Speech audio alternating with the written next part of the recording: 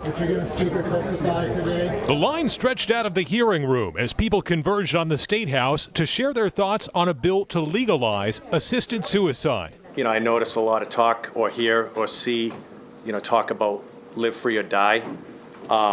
I guess the way I see it as a Granite Stater, it's live free or die, not live free and die. Opponents are worried about the consequences if the state opens the door to sanctioning the taking of life, even if it is the patient's decision.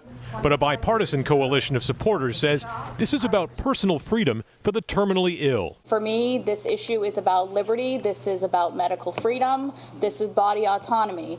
And I'll be damned if the government doesn't let me do what I want with my body. House Bill 1283 would allow a patient who is deemed mentally competent with 6 or fewer months to live to be prescribed medication they would self-administer to end their own life.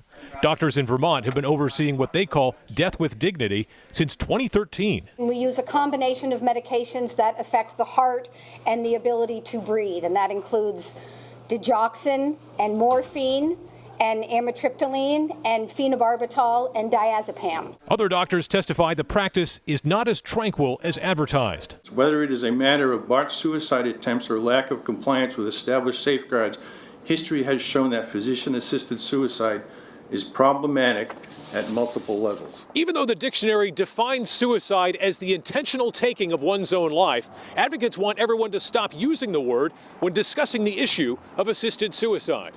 Let's stop furthering that shame and stigma and stop calling medical aid in dying suicide. In Concord, Adam Sexton, WMUR News 9.